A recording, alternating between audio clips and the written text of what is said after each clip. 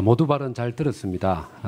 의사 발언, 진행 발언을 하겠는데요. 후보자의 자료 제출 태도와 관련해서 좀 한 말씀 드리도록 하겠습니다. 지금까지 인사청문회를 앞두고 제출한 자료 제출 태도에 대해서 후보자가 좀 무엇을 감추려고 하는가 하는 의구심을 가질 수밖에 없는데요. 대다수의 자료 요구에 대한 답변이 후보자의 개인정보 제공 동의가 없어서 자료를 제출할 수 없음을 양해해 주십시오라는 형태로 서면으로 답변이 왔었습니다.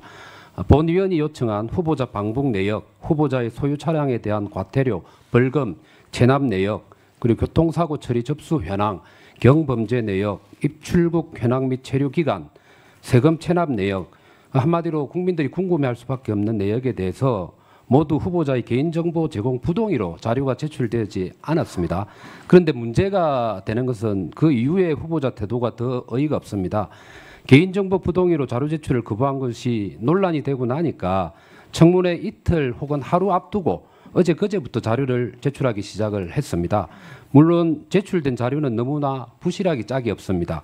후보자 방북 내역 제출 거부를 저와 저 본 위원과 그리고 언론에서 문제를 삼은 17일 당일 날에 후보자는 겨우 한 장짜리 페이퍼를 제출했습니다.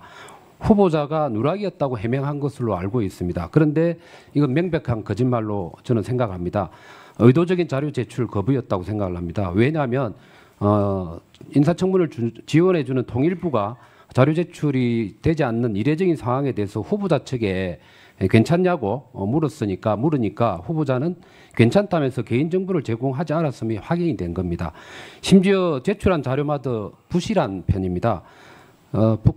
방북 관련된 자료를 요구했는데 언론에도 나왔던 2000년 6.15 남북 정상회담 특별 수행 자극의 방북은 빼버리고 제출이 되었습니다. 실수인지 알 수는 없습니다만 자료를 받는 위원회 입장에서는 상당히 부실한 자료 제출이라고 볼 수밖에 없습니다. 그리고 국민의힘 보좌진들이 부실한 자료 제출에 항의를 하니까 인사청문회 하루 전날인 어제 미제출한 자료 전부 다 아닌 일부만 또 제출한 걸로 알고 있습니다. 의도적으로 뭉개려다가 논란이 일어나니까 질끔질끔 제출하는 건 아닌지 의구심을 가질 수밖에 없고요. 그리고 또 인사청문회가 가까워져서야 그것도 야당이 강하게 항의를 하니까 마지못해서 부실하고 또 전부 다 아닌 일부만 제출하는 후보자의 모습은 누락이나 실수도 아닌 불순한 의도가 있는 게 아닌지 질문을 하지 않을 수밖에 없습니다. 또 후보자는 본인 스스로 자랑해온 대북 전문가 아닙니까? 그런데 서해 공무원 피격 사건 등 대북 이슈에 관한 입장을 물었는데 답변이 하나같이 관여하지 않아서 모른다. 이러한 소신을 물었는데 1분 도시. 예, 1분만 좀. 네, 그래. 마무리하시고. 예, 그 일을 하지 않아서 답변을 못 한다는 게 말이 될 수가 없습니다.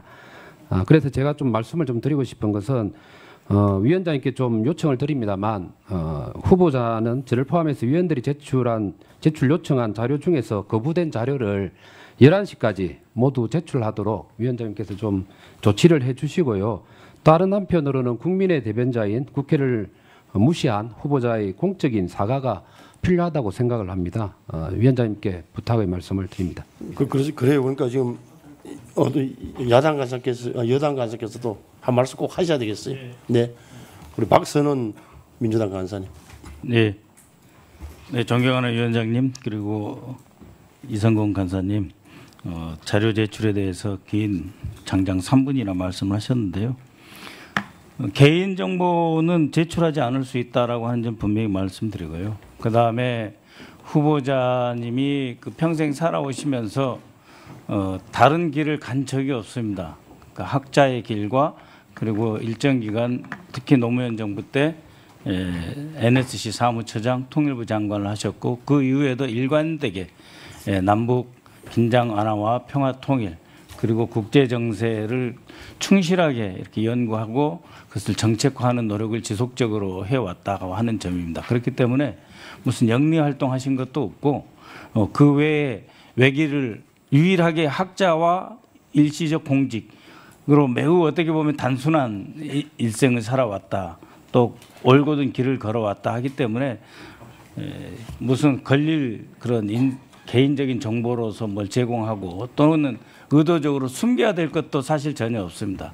그 다음에 이제 방북에 대해서는 당연히 이 이성근 간사님을 비롯해서 여야 우리 모든 위원들의 관심사일 것입니다.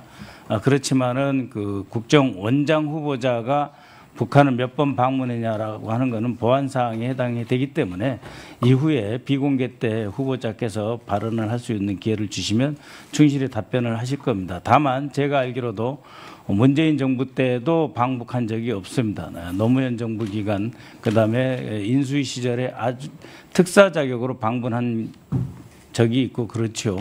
그렇기 때문에 장관급 회담을 포함해서 방북 이런 숫자에 대해서는 비공개 때 후보자께서 말씀하실 것이다라고 하는 거고 아까 그 교통 관련 부분은 이미 제출이 되어 있고요.